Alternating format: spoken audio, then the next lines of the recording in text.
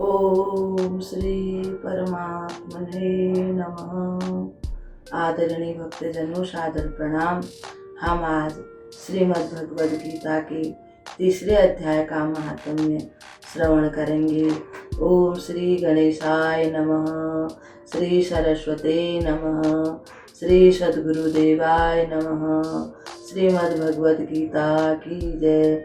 श्री कृष्ण भगवान की जय। श्री अर्जुन जी महाराज की जय। बोल श्री सब संतन की जय।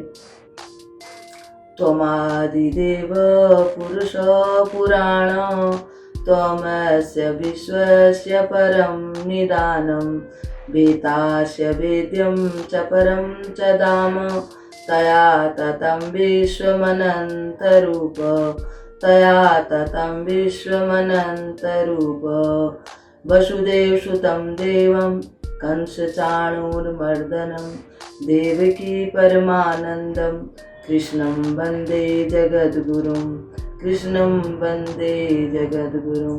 राधे तू बड़भागिनी, कौन तपस्या कीन, तीन लोक तारण तरन, है तेरे आधीन, है तेरे आधीन। जय जय श्री राधा रमन, जय जय नवल किशोर, जय गोपी चित चोर प्रभु, जय जय माखन चोर, जय जय माखन चोर। बोल श्री कृष्ण भगवान की जय। आदरणीय भक्तजनों, श्री कृष्ण भगवान माता लक्ष्मी जी से कहते हैं कि भगवान के जो श्रीमद् भगवद गीता के तीसरे अध्याय सुनने से क्या फल प्राप्त होता है वो मैं आज तुमको सुनाता हूँ। अब आप सब भी सुनिए। श्री भगवान कहते हैं कि प्रिय, जनस्थान में एक जड़ नाम का ब्राह्मण रहता था। जैसा उसका नाम है वैसी उसकी बुद्धि भी थी। वह कौशिक वंश में तो उत्पन्न हुआ था, परंतु उसने अपने जाति का जो धर्म होता है, जो जिस वर्ण में पैदा हुआ है, तो उसको उसी के हिसाब से अपने धर्म के अनुसार ही काम करना चाहिए, खासकर ब्राह्मणों को तो। परंतु उसने वह काम छोड़ दिया और वह बनियों की जैसी वृत्ति यानी व्यापार इत्यादि करने लगा। उसे पराई स्त्रियों से बड़ा स्नेह था और वह जुआ भी खेलता था और हिंसा इत्यादि करता था और शिकार खेलने के लिए जंगल में चला जाया करता था। एक समय वह जब उसके पास धन की कमी हो गई तो उत्तर दिशा की तरफ गया धन कमाने के लिए। जब वहां से बहुत सारा धन कमा के ला रहा था, आते आते एक जंगल में उसको रात हो गई। रात होने के कारण उसको कुछ डाकुओं ने पकड़ लिया और डाकुओं ने धन के लालच में आकर उसको मार दिया और उसका सारा धन भी हड़प लिया। परंतु उसका जो पुत्र था वो बड़ा धर्मात्मा था, बड़ा अपने पिता की सेवा करता था, पितृभक्त था। जब पिता को घर नहीं आए कई दिन हो गए, तब उसको बड़ा दुख हुआ। सोचने लगा कि मेरे पिताजी कहाँ चले गए। कुछ दिन तक तो उसने इंतजार किया। फिर एक दिन वह अपने पिता को ढूंढने के लिए घर से निकल पड़ा। खोजते खोजते उसने बहुत से लोगों से पूछा कि किसी ने मेरे पिताजी को देखा है। सबने मना कर दिया, परंतु जो एक उसके पिताजी के साथ कभी आया जाया करते थे वो मिल गए उनको संयोग से। तो उसने उनसे पूछा कि अब मेरे पिताजी कहाँ हैं, किस कारण से घर नहीं आए, कहाँ चले गए हैं। तब उसने सारी बात बता दी। अब उसको बहुत दुख हुआ, उसका वो दुख असहनीय था। फिर भी उसने धैर्य धारण किया। सोचा मेरे पिताजी की इस प्रकार से मृत्यु हो गई है, अब मैं काशी जाकर के अपने पिताजी का अच्छे प्रकार से अंतिम संस्कार जो हम लोगों में किया जाता है, क्रिया इत्यादि तेरी, ये सब करके आता हूँ। अब कई दिनों उस समय पैदल पैदल ही चलते थे, कुछ सवारी इत्यादि नहीं थी। बहुत दिन कभी कहीं डेरा डालते डालते एक दिन वह भी उसी वृक्ष के नीचे आ गया। वृक्ष के नीचे आया तो उसको भी शाम हो गई और वो वहीं पर बैठ गया। सोचने लगा, मैं भी यहीं आज रात बिताता हूँ। अंधेरे के कारण आगे मार्ग भी नहीं दिखाई दे रहा था।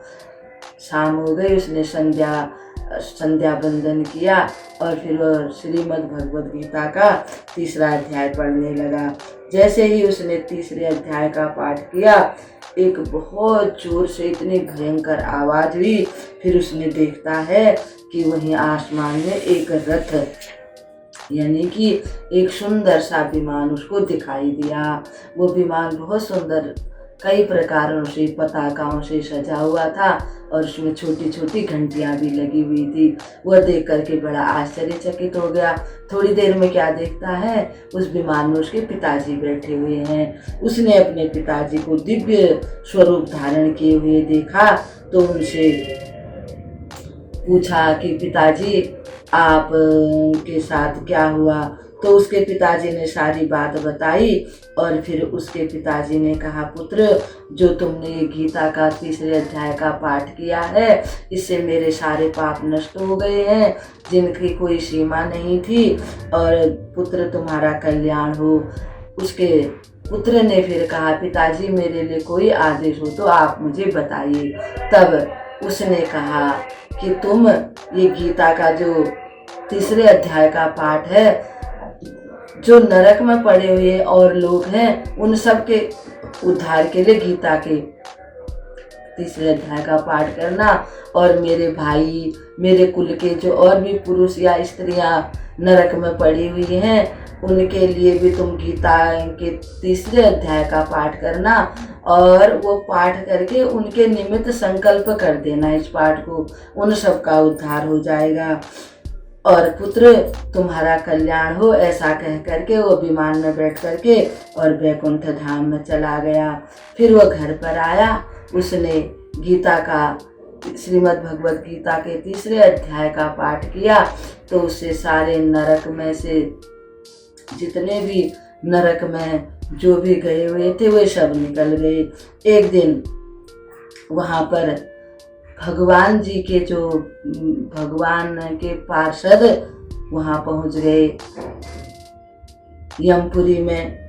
यहाँ जाकर के उन्होंने कहा कि हे प्रभु, यमराज ने पूछा कि हे प्रभु, आप यहाँ पर कैसे आए हुए हो? आप सब कुशल मंगल तो हैं, आपके आने का क्या प्रयोजन है? तब उनने कहा, पार्षदों ने कहा, धर्मराज, हम लोग तो सब प्रसन्न हैं और आनंदमय हैं। इस प्रकार हम सब लोग आज यहाँ पर भगवान के आदेश से आए हुए हैं। तब विष्णु दूतों ने कहा, शेष शैया पर शयन करने वाले भगवान विष्णु ने हम लोगों को आपके पास कुछ संदेश दे करके भेजा है। अब आप लोग वो संदेश को सुनिए। भगवान ने सबसे पहले आपका कुशल क्षेम पूछा है और यह आज्ञा देते हुए कि आप नरक में पड़े हुए समस्त प्राणी को छोड़ दें, और ये आज्ञा भगवान ने दी है। अमित तेजस्वी भगवान विष्णु का यह आदेश सुनकर धर्मराज ने मस्तक झुकाकर उसे स्वीकार कर लिया और मन ही मन कुछ सोचने लगे। तत्पश्चात वे सभी जीवों को नरक से निकाल दिया और वे सब दूत जो नरक में पड़े हुए थे, सब वे और भगवान के दूत उनको लेकर के वैकुंठ धाम में चले गए। यमराज भी एक श्रेष्ठ विमान पर बैठ करके क्षीर सागर में जा पहुँचे। उसके भीतर कोटि कोटि सूर्यों के समान कांतिमान नील कमल दल के समान श्याम सुंदर लोकनाथ जगत गुरु श्री हरि का उन्होंने दर्शन किया। भगवान का तेज उनकी सैया बने हुए शेष नाग के फणों के मणियों के प्रकाश से दुगुना हो रहा था। वे आनंद युक्त दिखाई दे रहे थे। उनका हृदय प्रसन्नता से परिपूर्ण था। भगवती लक्ष्मी अपनी सरल चितवन से प्रेम पूर्वक उन्हें बार बार निहार रही थी। चारों ओर योगी जन भगवान की सेवा में खड़े थे। उन योगियों की आंखों के तारे ध्यानस्थ होने के कारण निश्चल से प्रतीत होते थे। देवराज इंद्र अपने विरोधियों को परास्त करने के लिए भगवान की वहां पर स्तुति कर रहे थे और भगवान पूर्णतः संतुष्ट होने के साथ ही समस्त योनियों की ओर से उदासीन प्रतीत होते थे। उन सबको एक ही साथ वे कृपा दृष्टि से निहार रहे थे। भगवान अपने स्वरूप भूत अखिल चराचर जगत को आनंद पूर्ण दृष्टि से आमोदित कर रहे थे। शेषनाग की प्रभा से उद्भासित एवं सर्वत्र व्यापक दिव्य विग्रह धारण किए हुए नीलकमल के समान श्याम वर्ण वाले श्री हरि ऐसे जान पड़ते थे मानो चांदनी से घिरा हुआ आकाश सुशोभित हो रहा है। इस प्रकार भगवान की झांकी करके यमराज अपनी विशाल बुद्धि के द्वारा उनकी स्तुति करने लगे। यमराज बोले, संपूर्ण जगत का निर्माण करने वाले परमेश्वर, आपका अंतःकरण अत्यंत निर्मल है। आपके मुख से ही वेदों का प्रादुर्भाव यानी वेद प्रकट हुए हैं। आप ही विश्व स्वरूप और इसके भी विधायक हैं। भगवान, मैं आपको नमस्कार करता हूँ। अपने बल और वेग के कारण जो अत्यंत दुर्दश प्रतीत होते हैं, ऐसे दानवों का अभिमान चूर्ण करने वाले भगवान विष्णु को मैं नमस्कार करता हूँ। पालने के समय सत्वमय शरीर धारण करने वाले विश्व के आधारभूत श्री भगवान को मैं नमस्कार करता हूँ।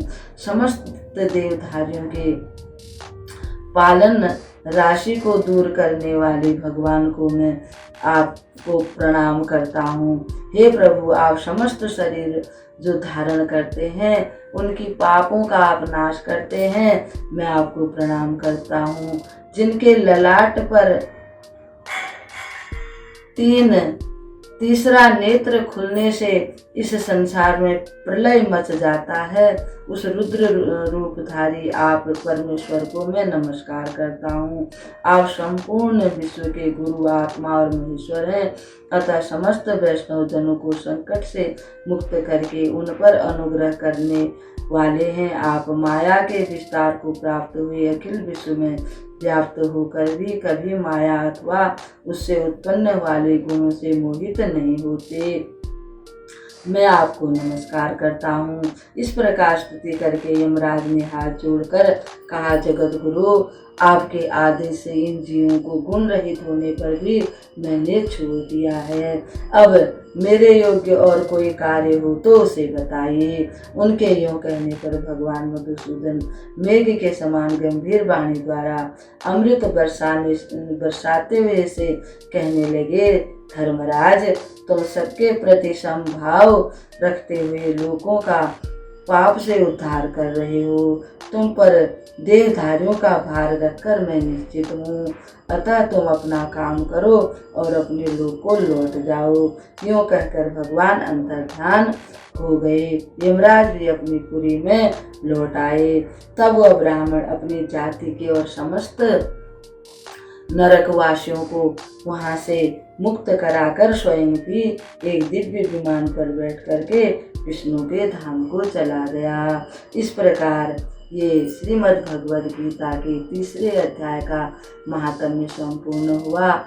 ओम श्री परमात्मने नमः। सर्वे भवन्तु सुखिनः, सर्वे सन्तु निरामया, सर्वे भद्राणि पश्यन्तु, मा कश्चित् दुःखभाग् भवेत्, मा कश्चित् दुःखभाग् भवेत्। ओम शांति शांति शांति।